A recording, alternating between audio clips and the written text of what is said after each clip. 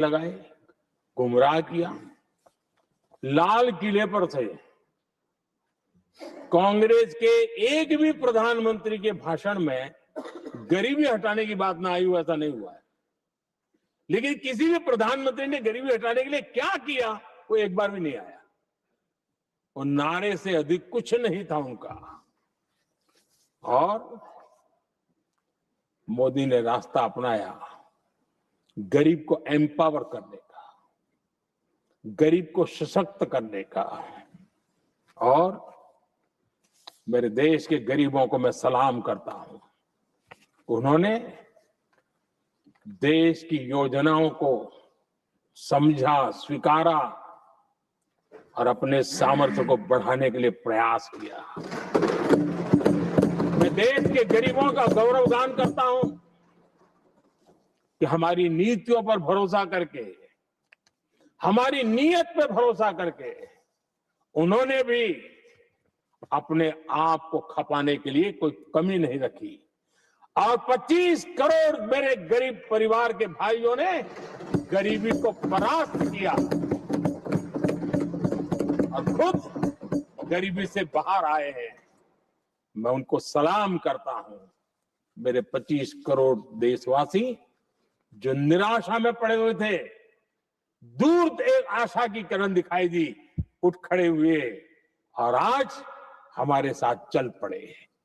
आदरणीय सभापति जी, 2014 के पहले इम्प्लीमेंटेशन की बातें करते थे। हमारे वहां सैकड़ों लोग रेलवे क्रॉसिंग पर मरते थे। स्कूल की बस रेलवे क्रॉसिंग से जा रही है, 20-20, 25-25 स्कूल के बच्चे मरने की खबरें आती हैं।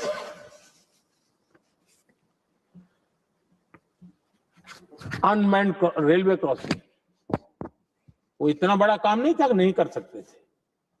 ये काम भी मुझे करना हुआ और हमने सारे अनमैन्ड क्रॉसिंग बंद कर दिए,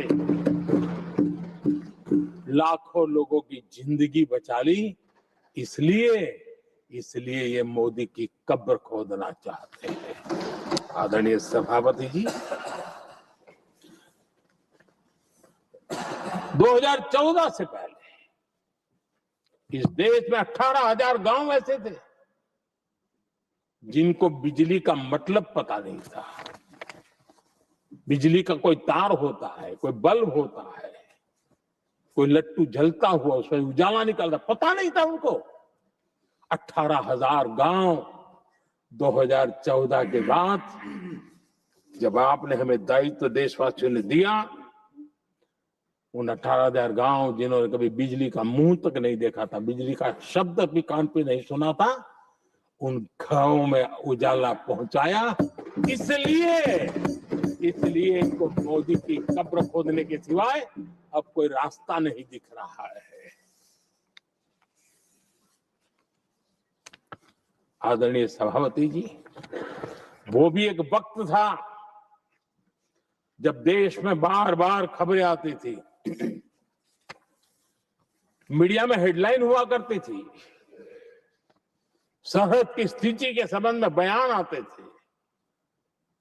गोला बारूद नहीं है, बुलेट प्रूफ जैकेट नहीं है, बर्फ के बीच खड़ा है, बर्फ में खड़े रहने के लिए जो जूते चाहिए वो जूते तक नहीं उसके पास। ये खबरें आती थी। हमने देश के जवानों के लिए खजाने खोल दिए। देश के जवानों को जो चाहिए वो देने की कर पड़ी।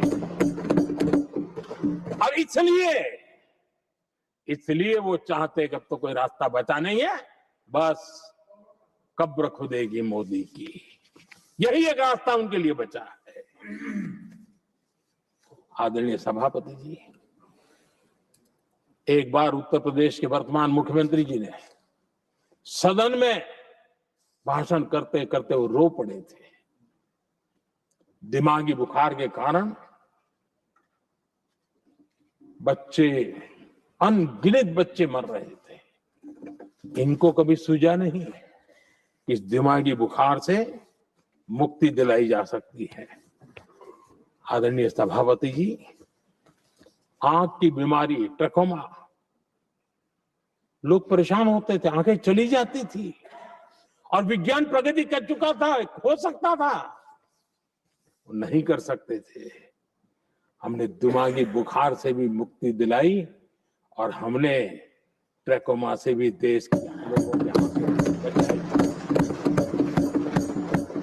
यही सफलताएं हैं, यही संवेदनशीलता है, समाज के लिए जीने मरने का यही संकल्प है। पल पल, तिल तिल समाज के लिए बिताना, घिसना, झलना, वो उनको परेशान कर रहा है। तब जाकर के मोदी तेरी कब्र खुदेगी, ये मंत्र लेकर के चल रहे हैं, ये सपने देख करके चल रहे हैं और बातें लोकतंत्र की करते हैं। मोहब्बत की दुकान के साइन बोर्ड लगाते हैं। क्या सार्वजनिक जीवन में ऐसी नफरत होती है? आदरणीय सभापति जी, इनकी सरकार रिमोट से चलती थी, मेरी सरकार भी रिमोट से चलती है। 140 करोड़ देशवासी मेरा रिमोट है।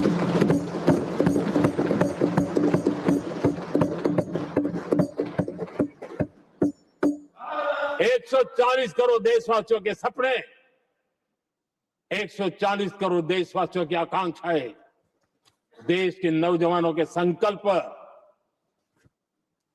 इनके लिए हम जीते हैं, इनके लिए सरकार चलाते हैं। सत्ता हमारे लिए सुख का रास्ता नहीं है, सत्ता हमारी लिए सेवा का माध्यम है।